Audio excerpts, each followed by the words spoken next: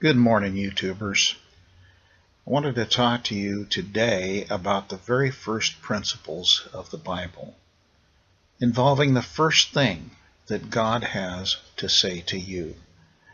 This is probably the single most important verse in the Bible because of what it talks about. In Genesis chapter 1, verse 1, we read, "In the beginning, God created the heavens and the earth." Now, this is the Bible's basic principle. It's its foundational statement. God is the author of everything. As the Gospel of John says later, without him, nothing was made that has been made. And he, of course, is referring to the Word, Jesus Christ. God is the greatest premise of the Bible. He is also the greatest reality in the universe. And you know, God does not ever try to prove himself. He just tells us, in the beginning, God, and that's it. The reason for that is that God really should be obvious from the things he's made. It's only because we don't see reality in the proper way that we can't know that he does exist. It's like the universe speaks, but we don't listen. Now, Paul says that God is known by the things he's made, that his eternal power and divine nature are evident from the things he's made. In other words, the old argument about the watch testifying to the existence of the watchmaker is actually the Bible's argument.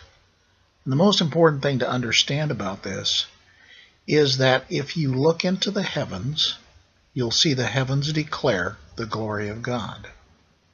And the sky shows his handiwork. It didn't all just happen. That is the first assertion of the Bible. It says, in the beginning, the universe, creation, and time each had a beginning. This is one of the most important concepts of all. This idea controls everything else that occurs in the Bible and in our world. At once, it defines time as a linear progression with a beginning and an end. And that's super important because God says there was a beginning and God says there is an end. But at the end, if you are a Christian, a believer in God and Jesus Christ, you will be with him at that end. Now, it also further tells us that God began time as a part of his creation.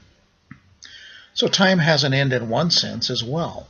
At some point, God will create a new heavens and a new earth.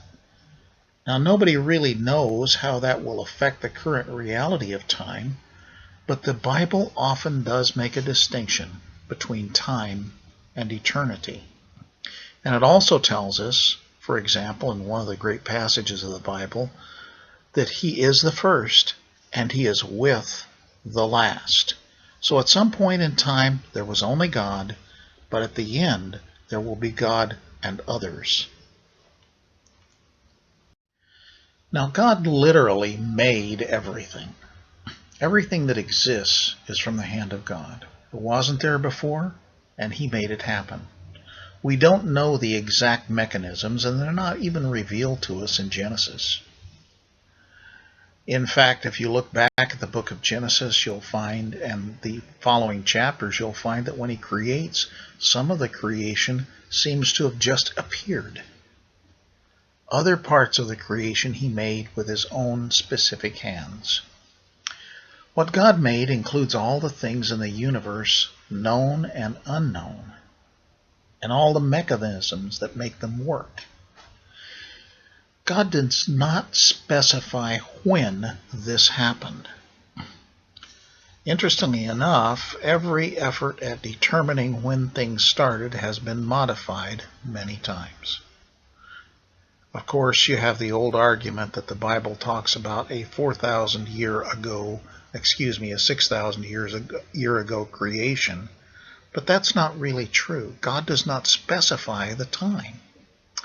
At present, of course, science says about 14 billion years or so. Now, this is a calculation which is based on math that's currently in vogue. But everything is speculation, since the past is unknowable at the moment. If we had records of some kind, or we could pay that time a visit, we might understand what actually happened, but it's very, very difficult to know. So the Bible makes no time determination, nor does it try to explain the unknowable. And that is an important feature of the Bible. There are simply things that you cannot know. The Bible doesn't attempt explanation of those. The Bible doesn't attempt to explain why the sun shines or why there are stars, except for the fact that God made them. The Bible simply says God created, and of course, as we mentioned before, that appears to include time. Now, when God refers to the beginning, it implies his creation of time. Something started everything. Something started everything except for God. God also created the heavens. Whenever the Bible makes mention of the heavens or heaven, we're to understand by the context what it means. The context is the surrounding material. Sometimes heaven or heavens means the heavens where God lives. Other times, heaven means the sky. Here, the heavens means everything but earth. So the heavens, as presented here, means the universe, what we know of it and what we don't know of it. It could mean not only the known universe, but other possible universes. The Bible just doesn't say, because that's not its focus. The focus of the Bible is on earth, on the planet on which we live. There are many things that are never mentioned in the Bible, and this is something you need to know, because a scientist will sometimes say, well, why isn't that mentioned? Well, it's not a subject for the Bible. Hasn't talked about it. God didn't want to reveal it to us. He maybe wanted us to find it out on our own, and that's fine, but he didn't reveal it.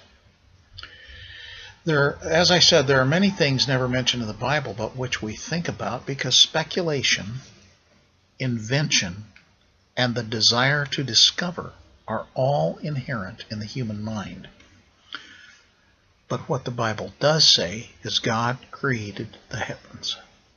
The Bible does not mention the extent of the universe, or if there's more than one universe. How big is it? God knows. More than one universe? God knows. God also created the earth where we live. From this point on in Genesis, the Bible focuses on the earth. It's earth-centric.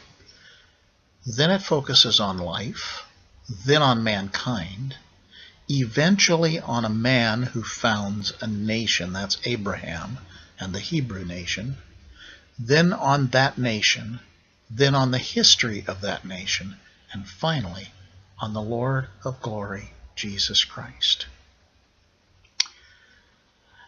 The focus is then on how his coming changes history completely and forever. From the point of creation, the Bible presents one coherent story which finishes up with a new heavens and a new earth, with God at its center, Jesus Christ as Lord of all, believers as the recipients of his blessings. So Genesis 1 is the beginning of a coherent story, a coherent history that ends with you and me receiving, if we will, the blessings of God which he has prepared for us. It's the reality of what God has done, is doing, and will do for everyone who wants to be part of it. That includes you too, if you want it.